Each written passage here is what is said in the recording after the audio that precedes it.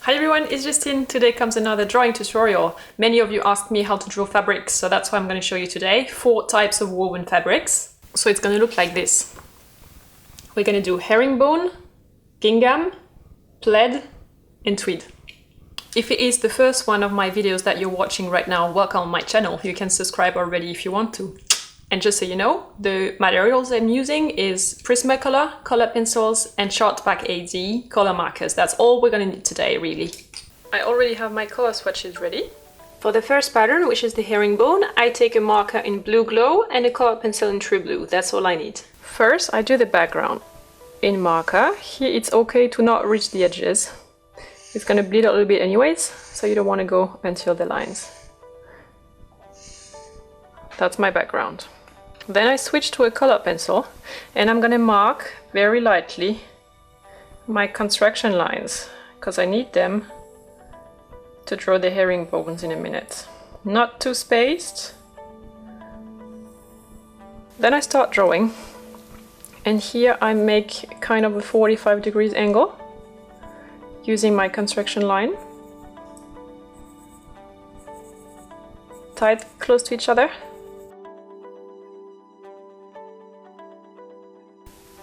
And the next part. They have to match.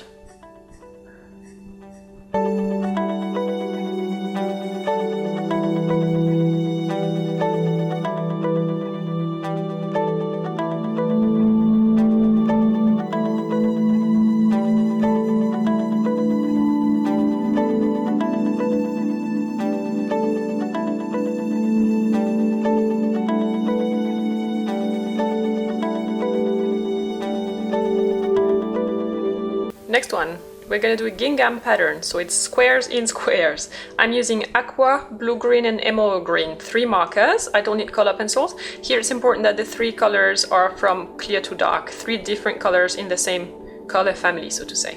First, I lay down the color of the background. In a darker color, I'm gonna start building the pattern. So here in gingham, I want quite large stripes, so to say.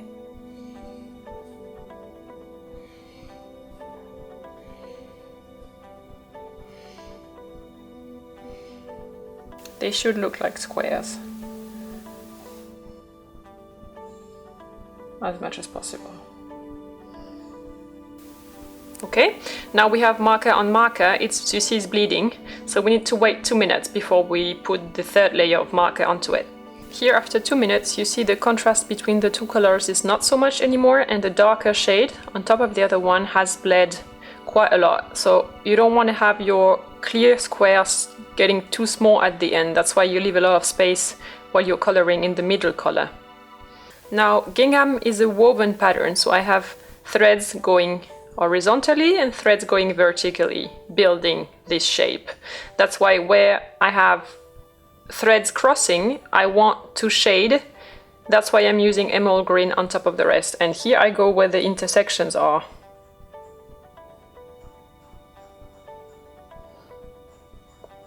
It looks like a lot of contrast, but it's not. It's gonna temper itself eventually while drying.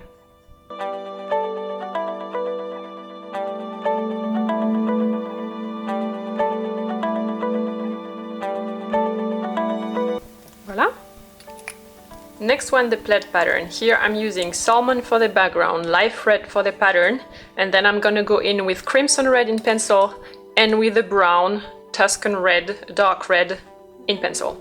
Let's go for the plaid. I start with the background in salmon. Now I go in as if I was doing a gingham, but I leave more space in between the dark red lines.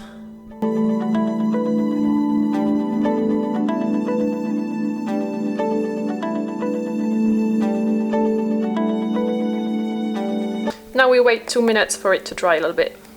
Now since it's a plaid, the pattern is going to get more complex and more precise. Here I'm adding a thread of another color. I'm taking red because I want a tone-on-tone plaid, but you could as well take a completely different color. You could take yellow, you could take blue, it really doesn't matter. It's close to the dark red zones if you want it to be a regular plaid.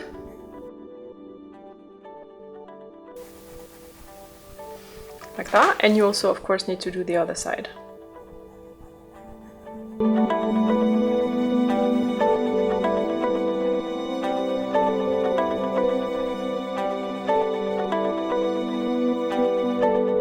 I'm bringing in some shadow where the thread crosses another thread. So on all the intersection, look at that, there are a ton of them. And this square as well.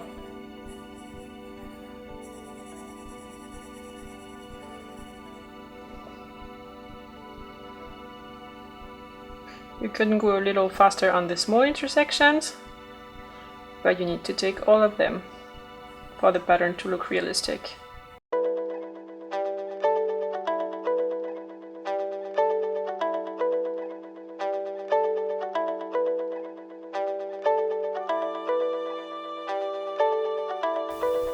You get the idea? Now let's fast forward.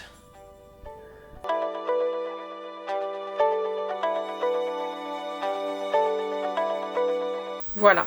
Here you could be a lot more precise with the pencil, you could make it more geometric, but hand drawn I feel it has a nice feeling to it, and the most important thing is, the only thing that matters is that people understand that it's a plaid, and I think here we do, so it's okay.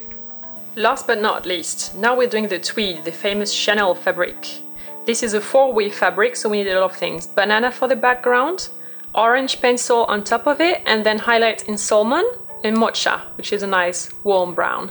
First, as usual, I'm gonna lay down the background color in banana, but here I'm not doing a solid color, I'm already starting to weave it. So I take my pen in a way that allows me to make really fine strokes, and I leave space because it's bleeding. That's one side of my weave. Then the other one. I should definitely have white spaces in between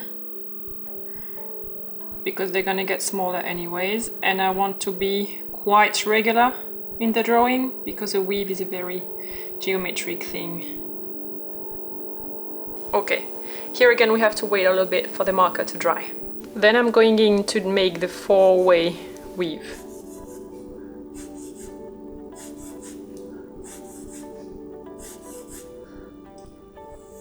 Officially, they should be exactly on the crossings of the others. Unofficially, it's just about giving the impression, so I'm fine the way I do it. And the other way.